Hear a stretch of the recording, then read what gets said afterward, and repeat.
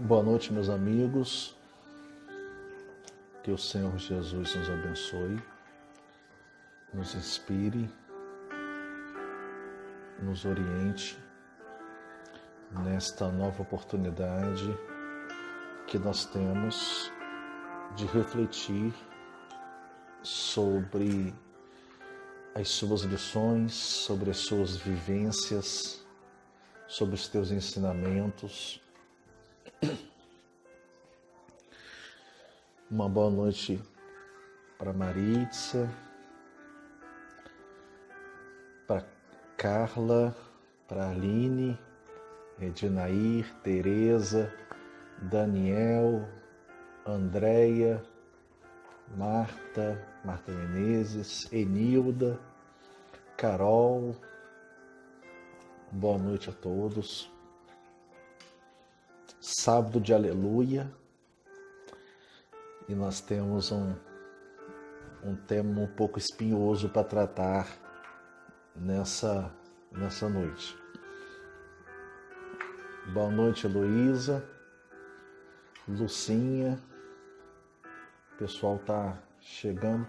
Falaram que hoje a gente teria uma concorrência um pouco desleal, né? Que parece que a live de Gustavo Lima está marcada também para hoje, 8 horas da noite. Mas vamos lá. Vamos fazer a nossa oração para a gente começar a nossa reflexão da noite.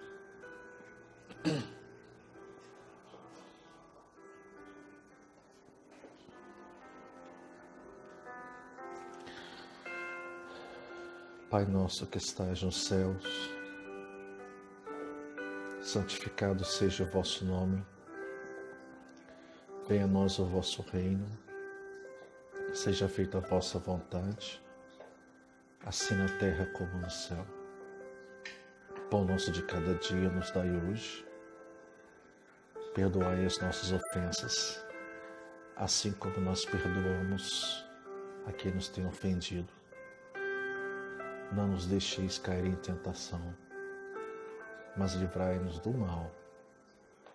Pois teu o poder e a glória para sempre, Senhor.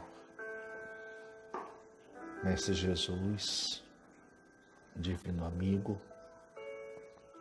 rogando o teu auxílio, o teu concurso necessário para meditarmos juntos sobre os acontecimentos tão relevantes que marcaram a sua última semana fisicamente dentre nós na terra. Que possamos, Senhor, estarmos com os nossos corações revigorados e conscientes do nosso papel, da nossa missão nessa encarnação que nos confiaste. Fique conosco, Jesus, hoje, agora e sempre. Que assim seja.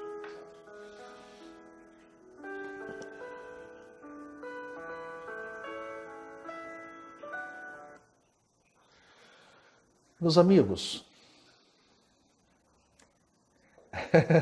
é verdade, Maritza, é verdade.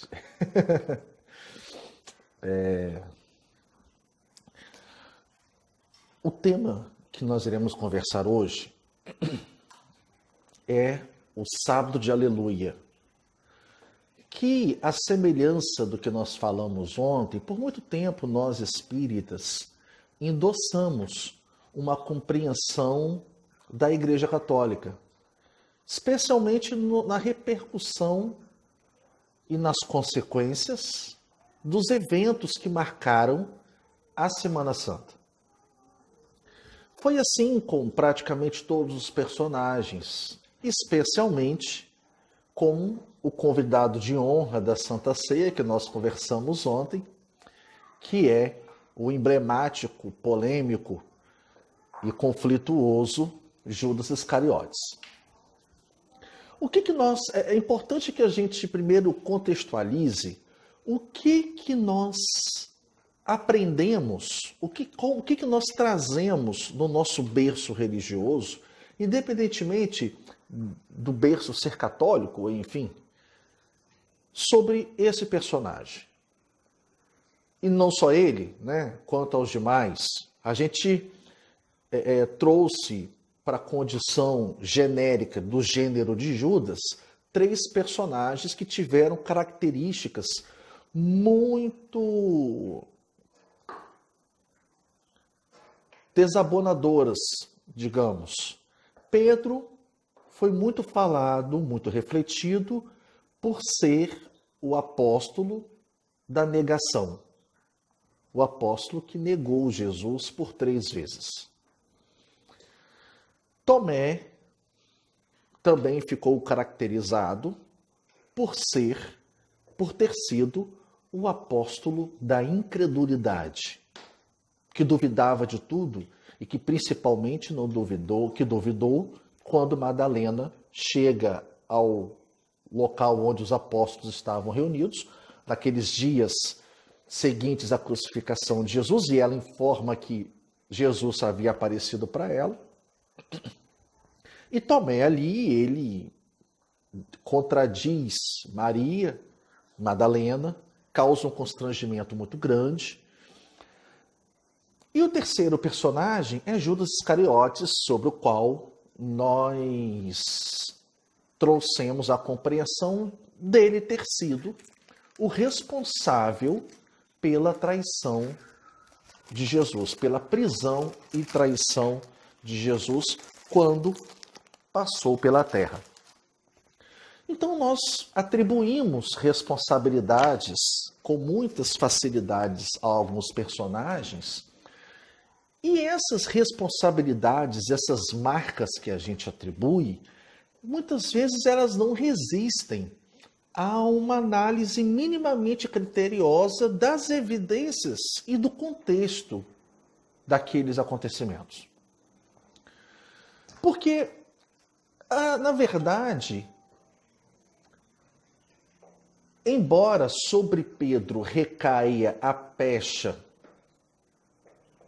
da negação, todos os discípulos negaram Jesus. Porque no momento da prisão, os discípulos fogem, atemorizados, a gente entende. Mas eles fogem. Então, essa também é uma forma de negação.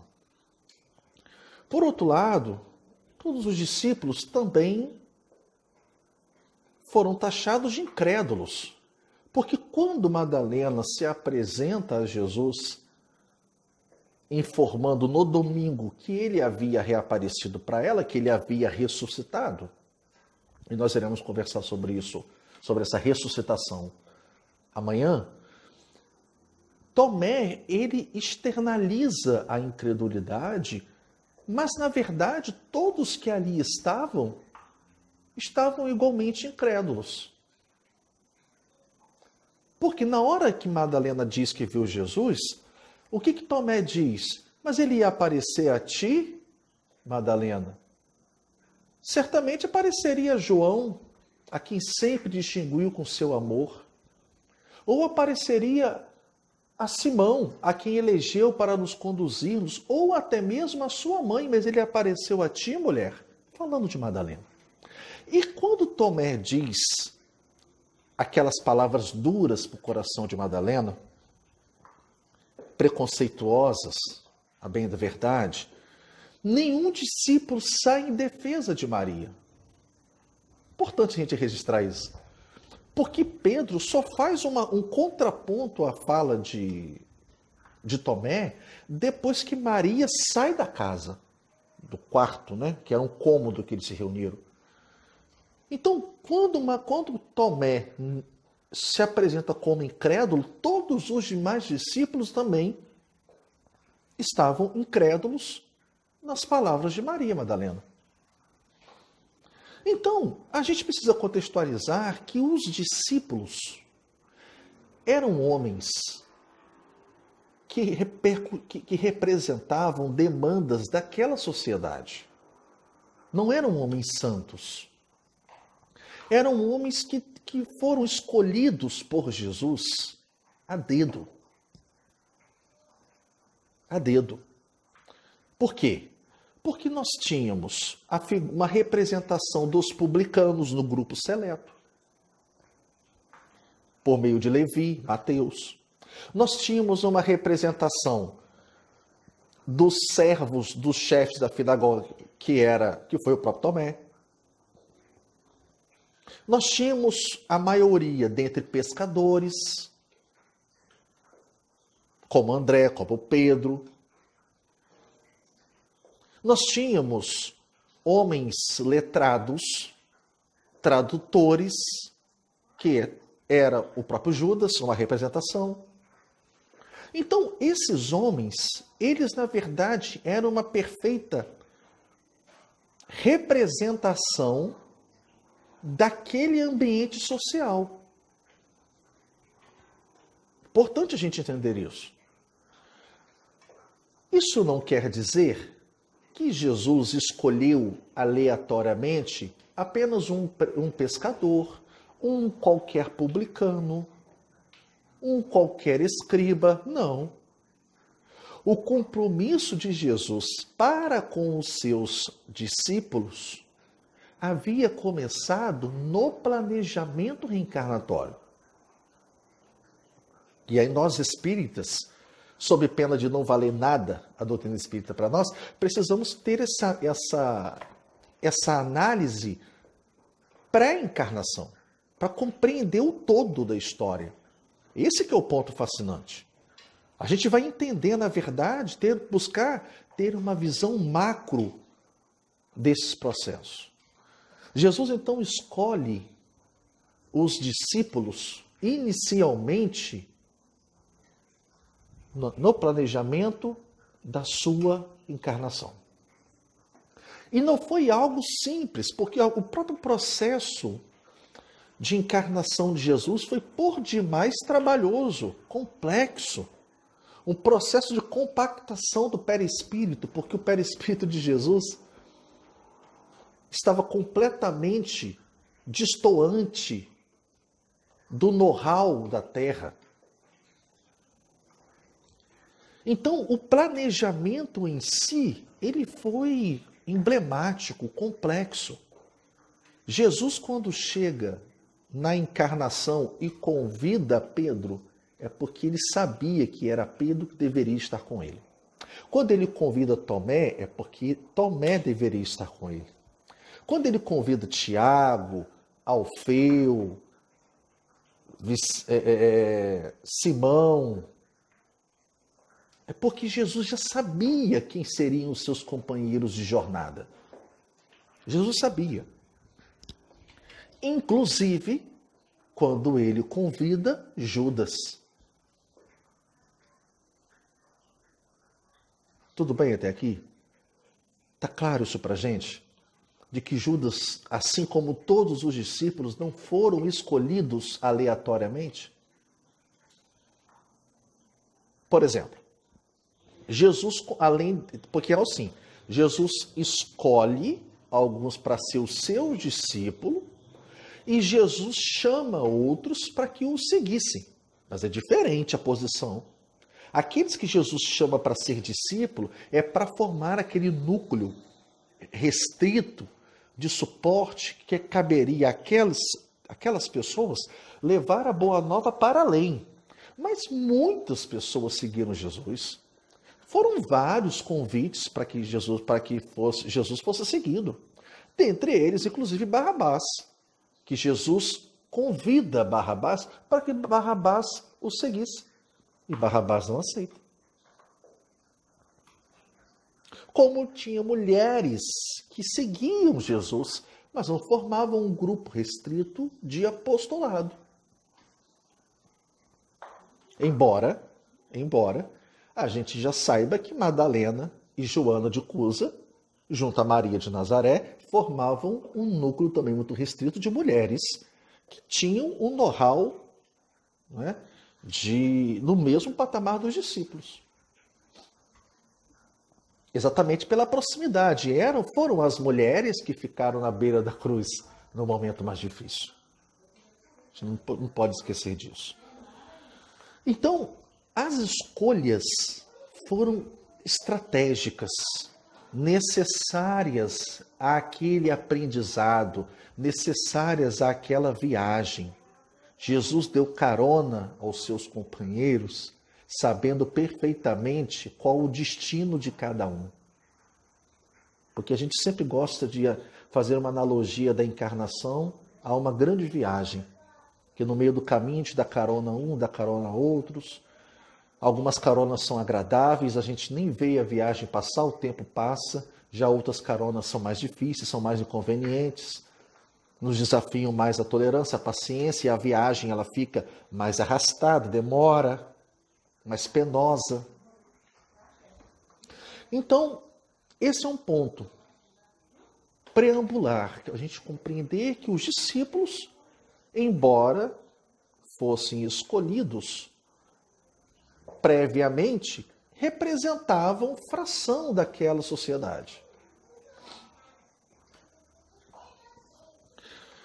E a gente atribui a Judas, né, a pecha de traidor, porque se entende que graças a ele, a Judas, Jesus foi preso, foi crucificado e foi morto. Então muitos atribuem a Judas, inclusive, o peso da crucificação de Jesus. Muitos atribuem que Jesus só foi crucificado porque Judas o traiu. Vejamos como que isso é um tanto que contraditório. E por que é contraditório? Porque Jesus fala, pelo menos em 3 oportunidades, especialmente as últimas 2, ele já antecipa o que estaria por ocorrer nos dias seguintes. Quando ele reúne os discípulos, e nós conversamos isso ontem, reúne os discípulos ainda antes da Páscoa e diz que era necessário subir para Jerusalém, Jesus só não fala que precisa subir para Jerusalém, como ele fala que em Jerusalém que ele ia ser preso, que ele seria crucificado, que ele seria cuspido, que ele seria zombado. Mas os discípulos ali, nesse momento, antes de Jerusalém, os discípulos meio que não assimilaram, meio que não entenderam.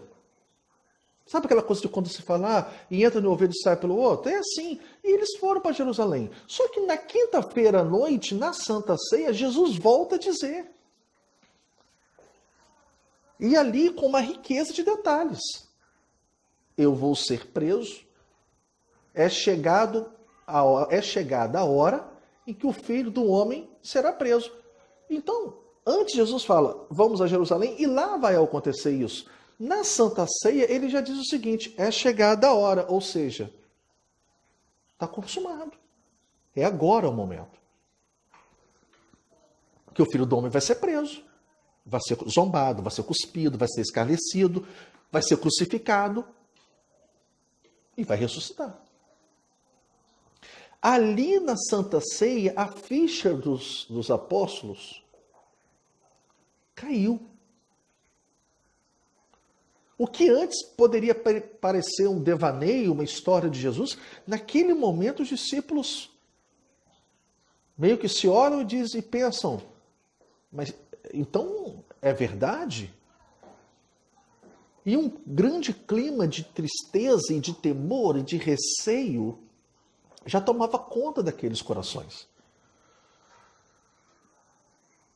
Só que ao longo dos últimos anos, e principalmente do domingo em que os discípulos entram em Jerusalém, na segunda, terça e quarta-feira, os discípulos ficaram maravilhados com a repercussão social de Jesus, que nós conversamos ontem. Quando eles veem Jesus entrando em Jerusalém maravilhados, que as pessoas maravilhadas estavam contemplando Jesus, a cabeça dos discípulos estava numa fascinação completa.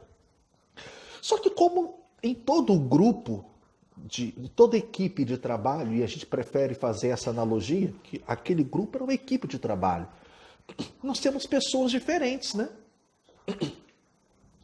Eu vejo na casa espírita. Cada um tem uma aptidão, cada um tem uma finalidade, cada um se atenta para uma coisa. Não são pessoas iguais. São pessoas distintas. Cada uma se atenta para um ponto específico, diferentemente da outra. E assim era no grupo apostolau, dos apóstolos. Né?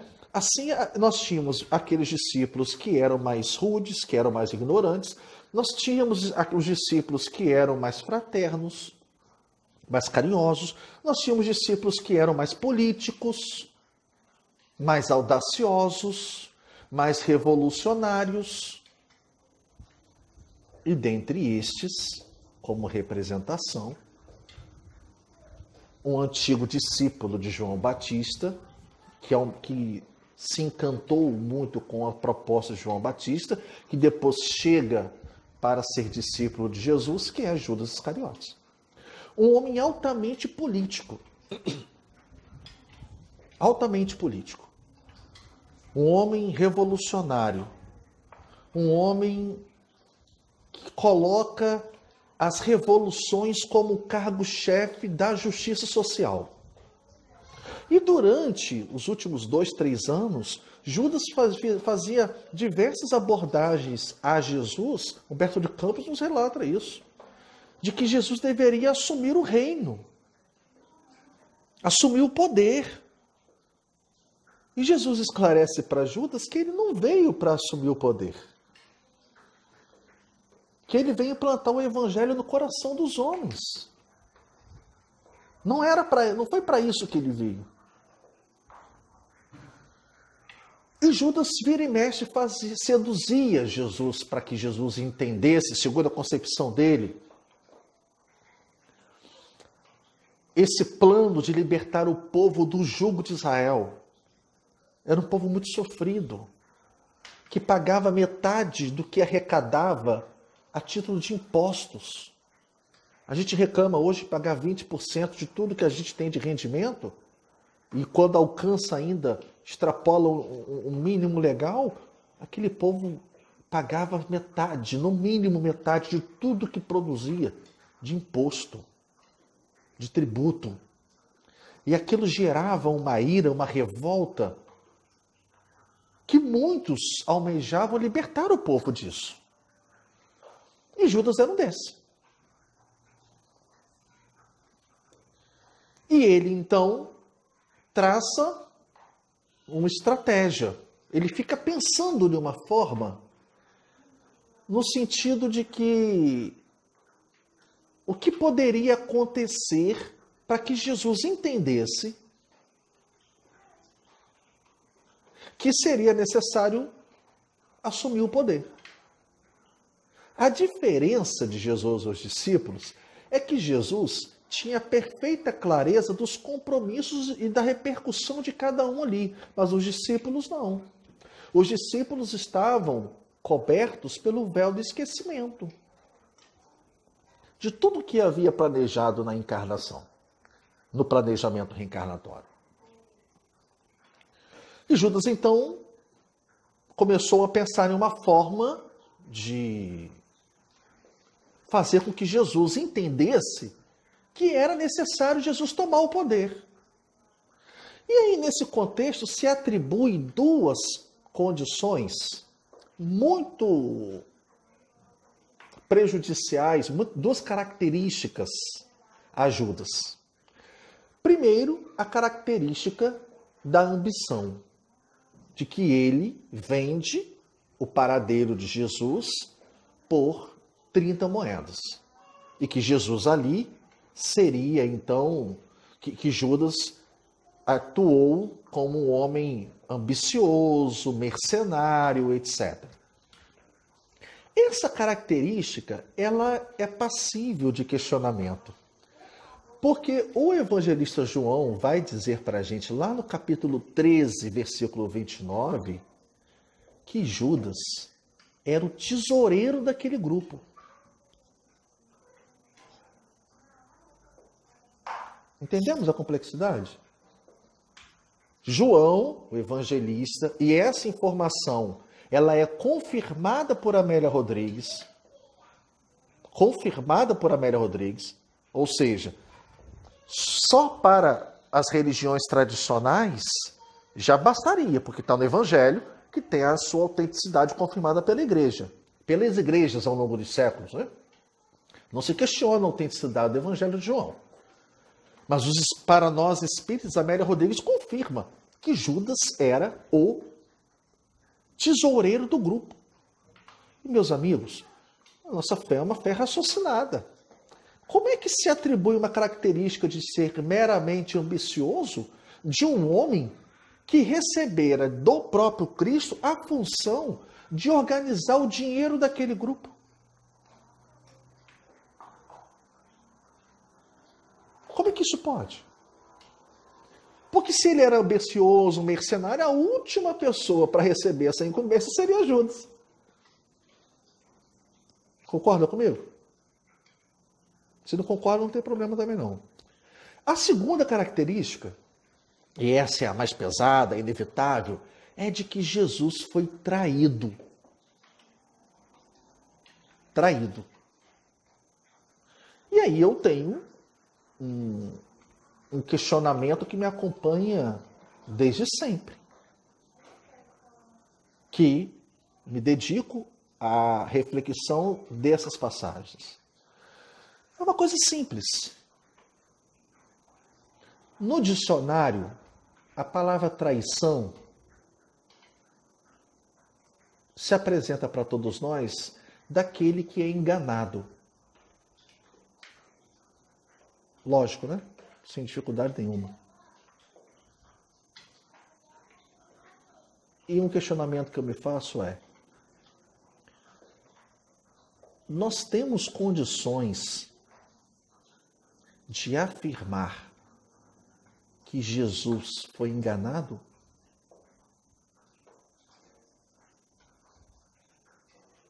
Nós temos condições de afirmar que Jesus não sabia?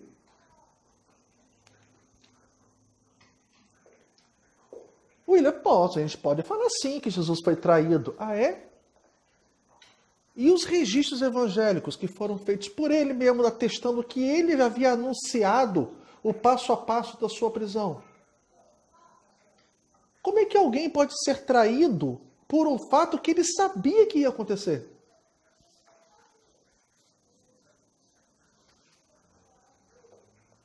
Hein, meus amigos? Vamos lá, vamos compartilhar, vamos trocar.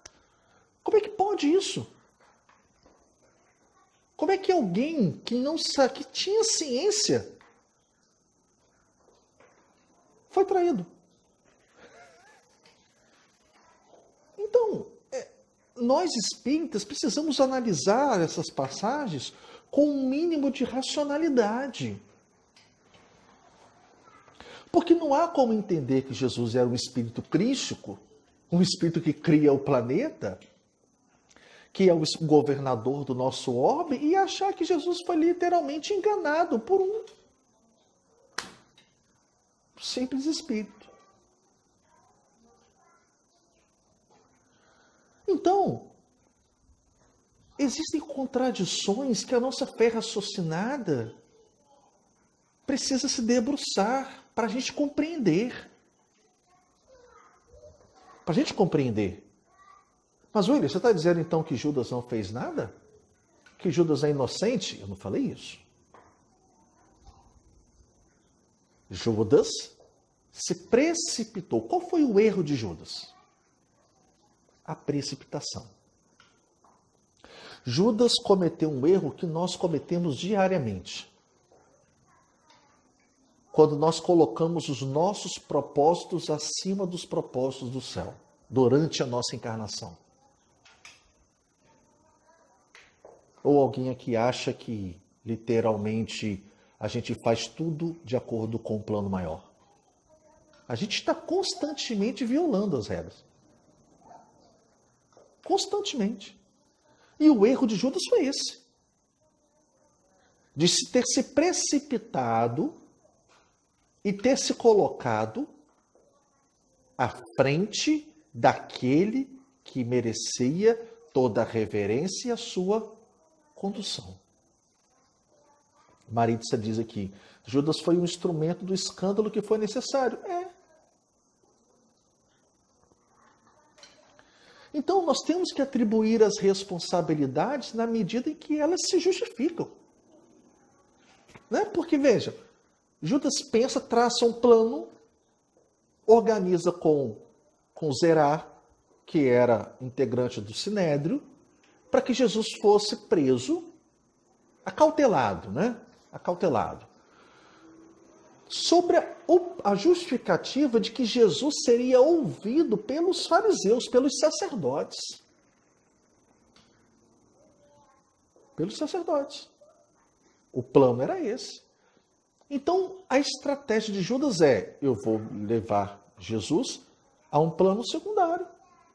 Porque os sacerdotes, quando prenderem ele, o povo que se fez tudo isso aqui, que fez na entrada triunfal em Jerusalém, imagina se prende esse homem. O que o povo não vai fazer? Vai se rebelar. E ali Jesus assume o poder. Esse foi o erro.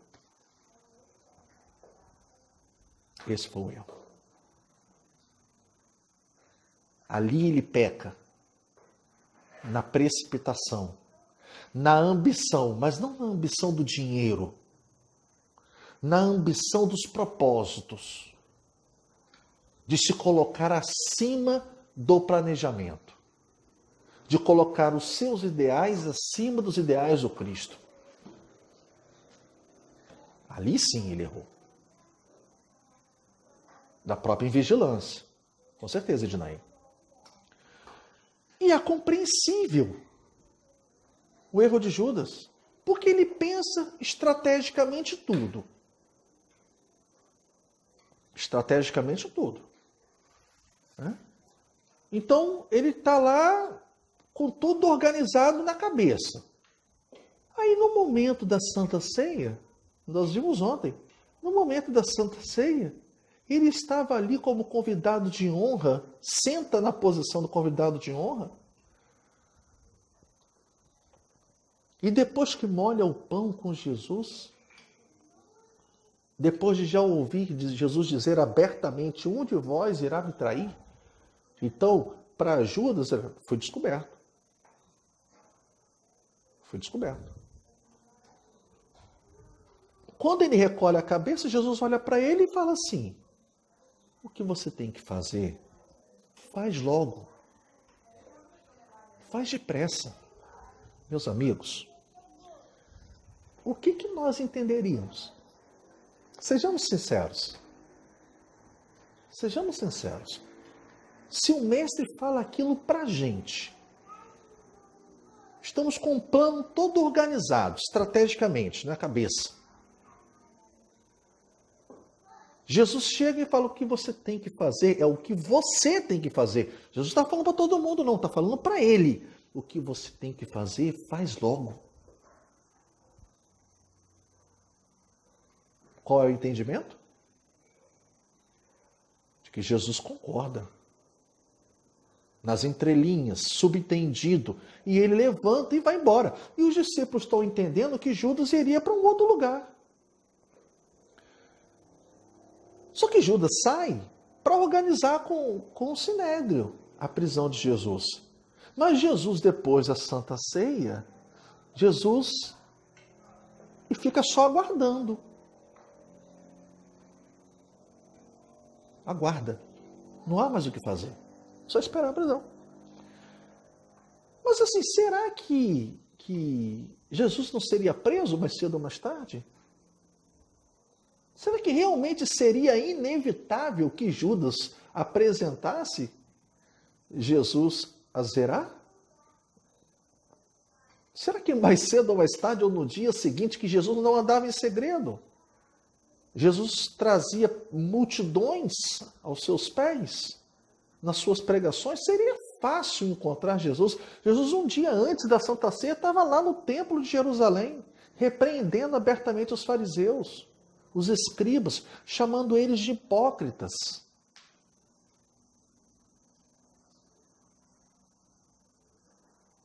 advertindo publicamente os fariseus e os escribas.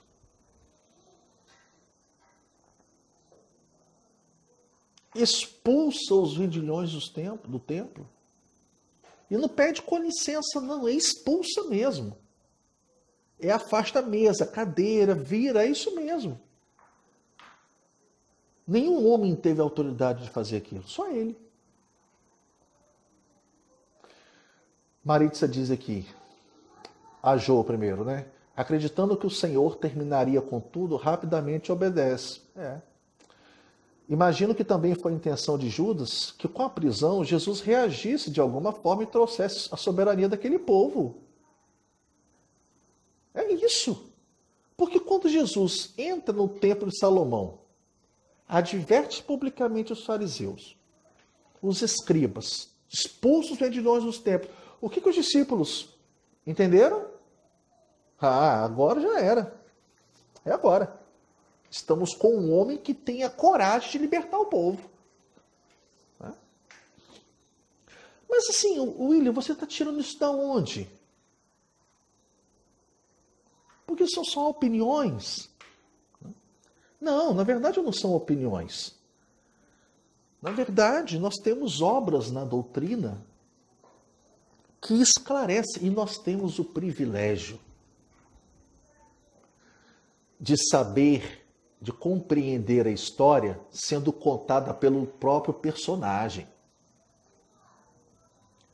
Porque entre eu achar que Judas foi traído ou não, que os companheiros achem que ele foi traído, que ele foi traidor ou não, que Jesus foi traído ou não, então vamos oportunizar para que Judas fale.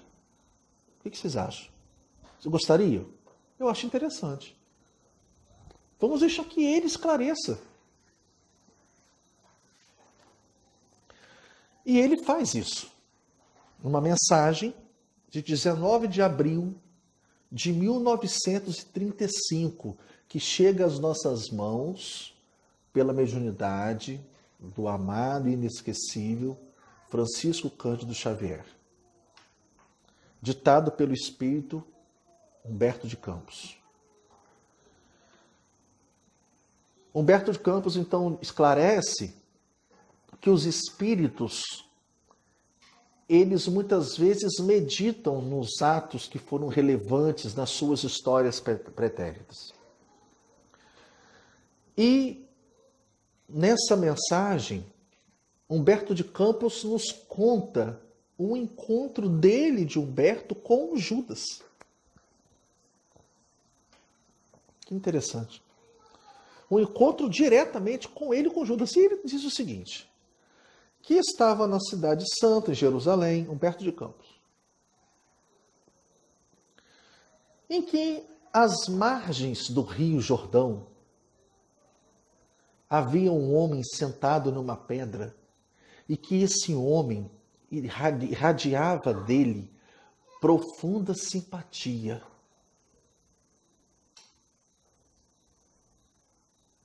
Uma coisa que resplandecia daquele homem. E Humberto ficou impressionado com aquilo, se achou atraído por aquilo. Até que um espírito chega para Humberto e diz, você sabe quem é aquele lá? E Humberto responde, não. E o espírito diz, aquele é Judas. E Humberto diz, Judas? O espírito é ele mesmo. E Humberto diz que entre que a perfeição de Judas e a curiosidade do repórter dele se entrelaçaram. E Humberto, então, teve a ousadia que todos nós gostaríamos de travar uma entrevista com Judas Iscariotes.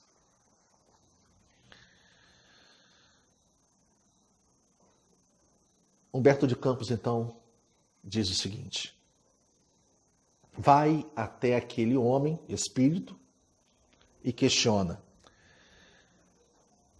o Senhor é de fato o ex-filho de Iscariote? E o espírito responde, sim. Sou Judas.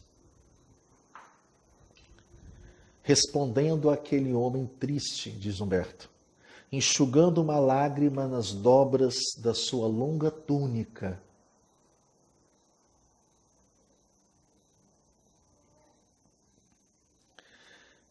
E Humberto de Campos pergunta: é verdade tudo quanto reza o Novo Testamento com respeito à sua personalidade na tragédia da condenação de Jesus?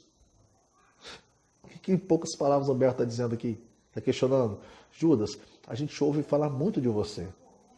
De traidor, de mercenário, de ambicioso. E é verdade isso que estão dizendo? Resposta de Judas: em parte. Os escribas que redigiram os evangelhos não atenderam às circunstâncias e às tricas políticas que, acima dos meus atos, predominaram na nefanda crucificação.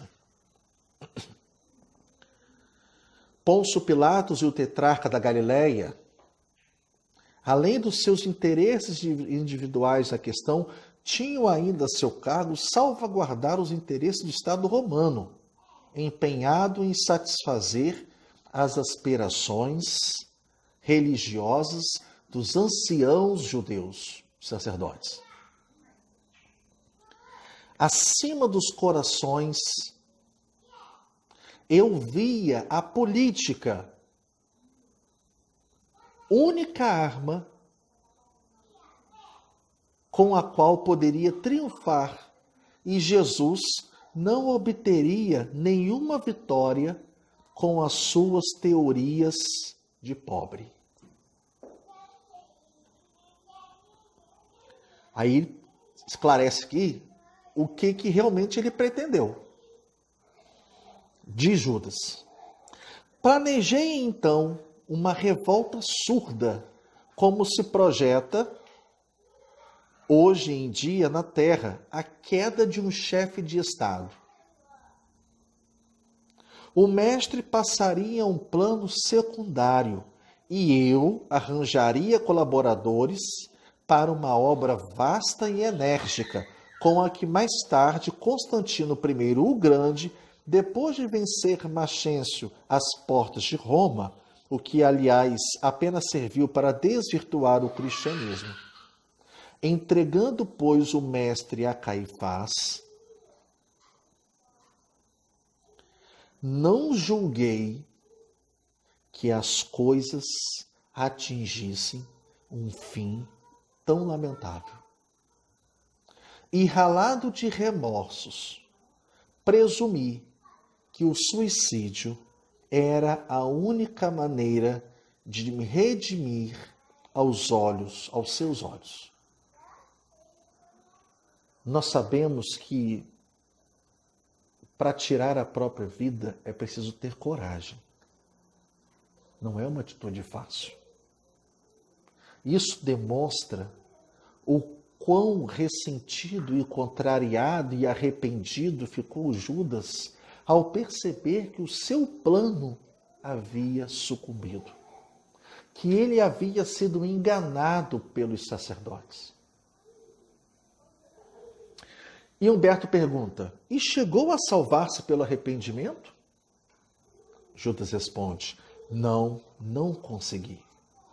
O remorso é uma força preliminar para os trabalhos reparadores. Só abrindo um parêntese, quando ele fala aqui que o remorso é um trabalho, é uma força preliminar para os trabalhos reparadores, a gente vai lembrar do livro Céu e Inferno. Vejamos como que a doutrina ela é muito lógica. Lá no Código Penal da Vida Futura, Allan Kardec vai nos informar as etapas necessárias para a reparação completa de uma falta.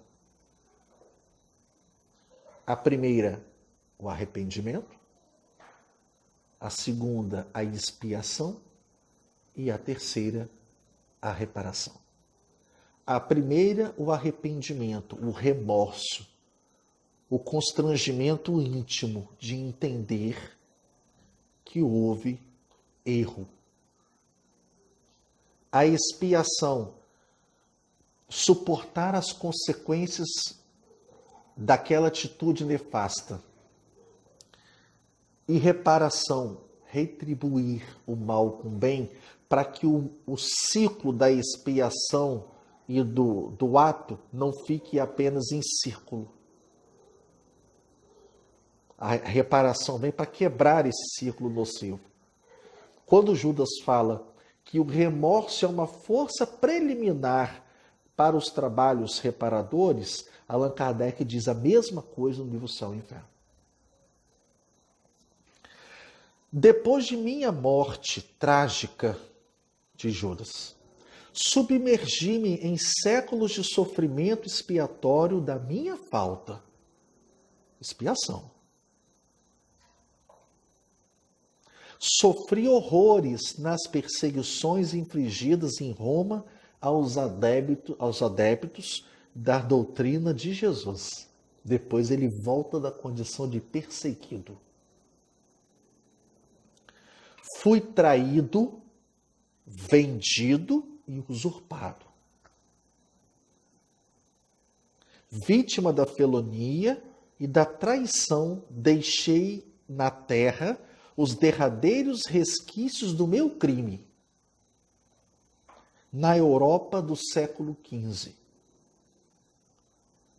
Desde esse dia em que me entreguei por amor do Cristo a todos os tormentos e infâmias que me aviltavam,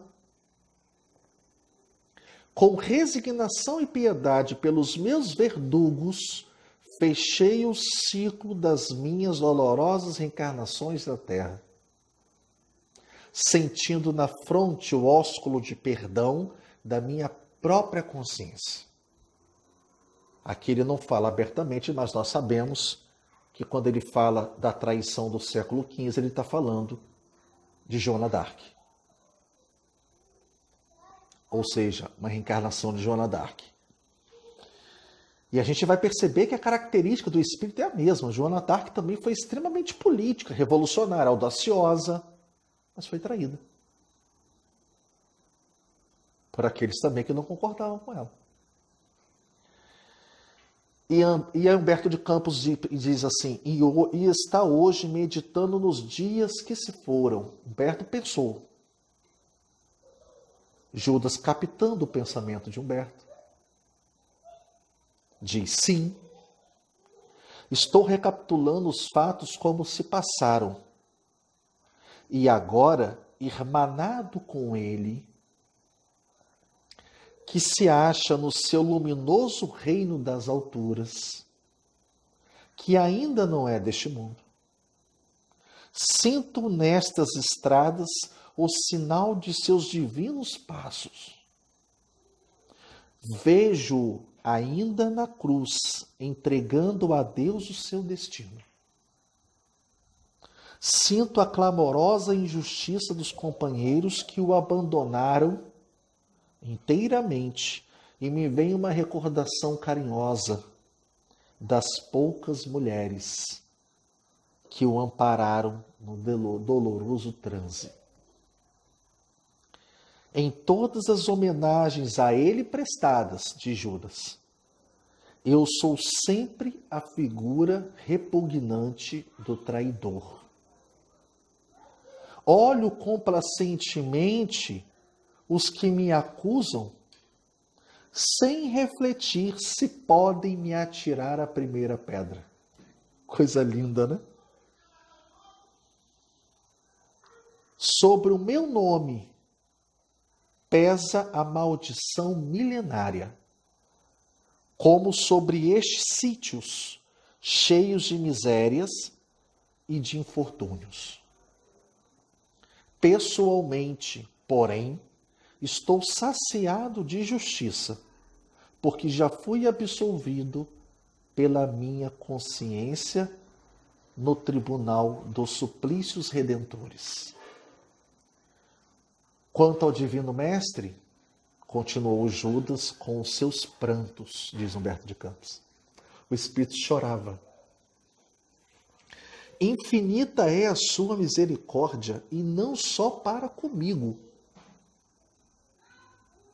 Porque, aqui é pesado, porque se recebi 30 moedas vendendo aos seus algozes, há muitos séculos ele está sendo criminosamente vendido no mundo a grosso e a retalho, por todos os preços, em todos os padrões de ouro amoedado. Você não se emociona, não? Que coisa! E aí Humberto de Campos diz, é verdade. E os novos negociadores do Cristo não se enforcam depois de vendê-lo. Judas então se afastou, tomando a direção do Santo Sepulcro.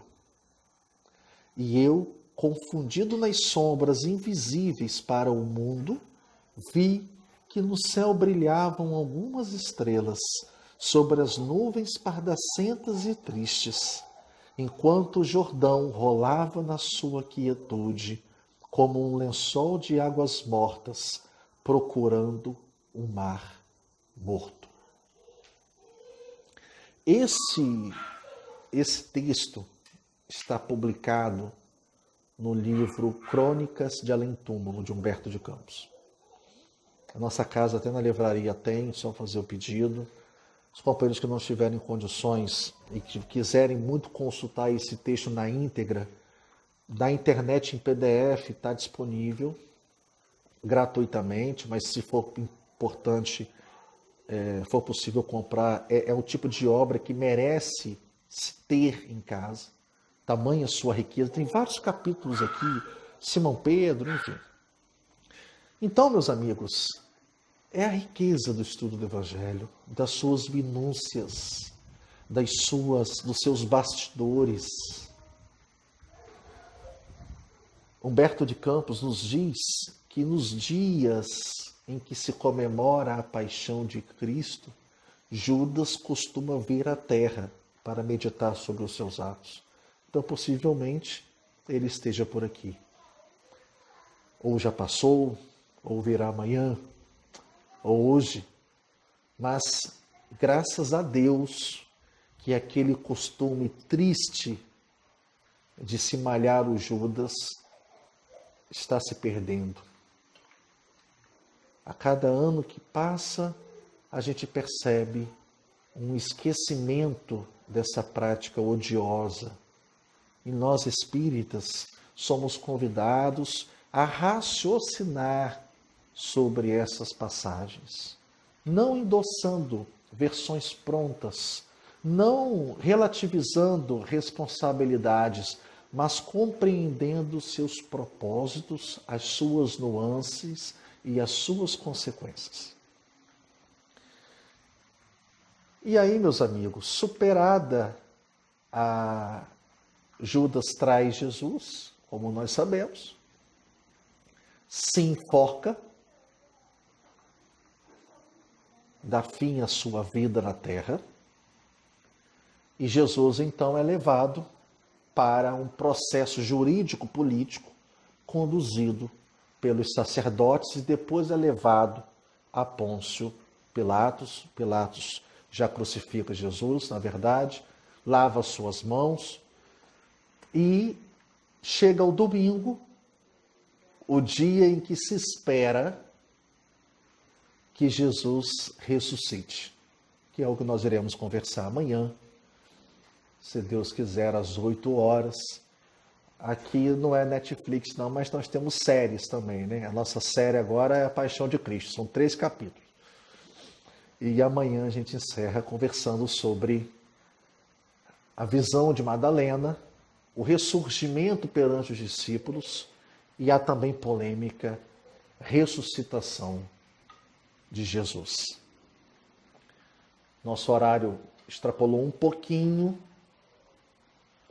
mas de grande valia a gente poder a gente refletir sobre esses atos. Judas é um personagem que particularmente me seduz muito. Tive a oportunidade de interpretá-lo numa das oportunidades que me aventurei a fazer teatro na casa. Eu, Evelise, Vaguinho, Dadá, Gisele, essa galera aí da velha guarda, eu que era o caçula. E foi uma Fabiano, muita gente, JJ, da Condição de Jesus, foi uma experiência muito rica. E que a gente possa refletir verdadeiramente nesse sábado de aleluia, e amanhã a gente volta a se encontrar aqui para o nosso último capítulo dessa série A Paixão de Cristo na Visão Espírita. Ficamos quase uma hora conversando e a gente vai agora caminhar para o nosso encerramento, agradecendo ao nosso Mestre Jesus por essa oportunidade.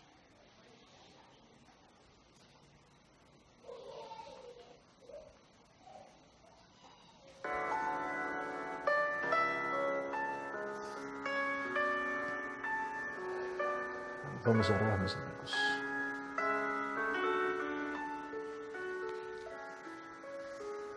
Obrigado, Senhor, por hoje, por uma vez mais nos proporcionar esses momentos tão importantes de meditação sobre o Teu Evangelho. Que possamos julgar menos, Senhor,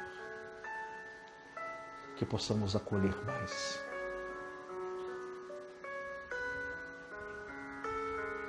Olhe por nosso país, Senhor, pelo mundo que governa.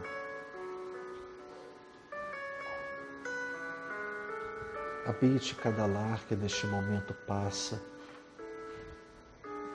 pela privação da fome e da violência.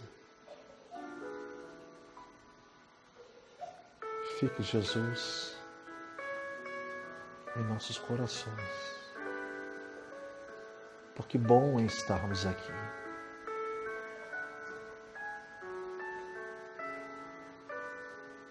Fique em nossos corações, Senhor, hoje, agora e sempre. Que assim seja. Graças a Deus.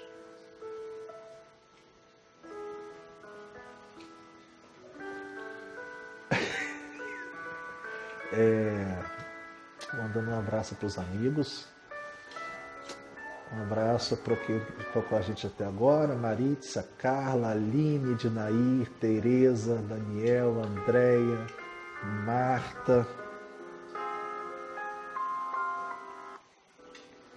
Enilda, Carol, Heloísa, Jo, Débora está pedindo o endereço da casa.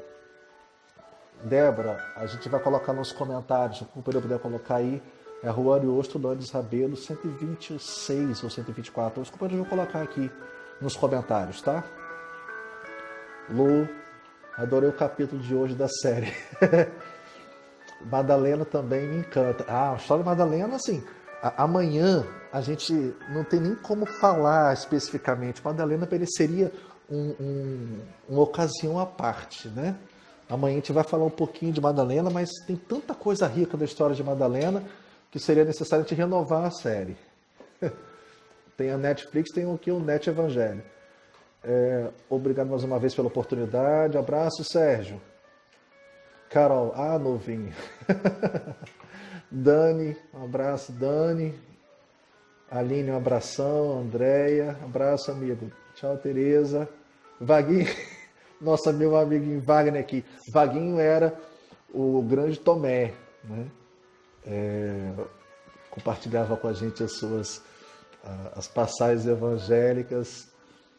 E Vaguinho foi um Tomé inesquecível. Ariosto Landes Rabelo, 134. Tá, Débora? Carol e Jô estão dizendo aqui. Passou do entra na rua da Quitete, passou o valão, naquela rua do Superbom, passou o valão, é a terceira ou a quarta rua. Você vai dobrar à direita. É a rua onde tem uma pizzaria na esquina, tá bom? Vaguinho, um grande abraço, um abraço em EV.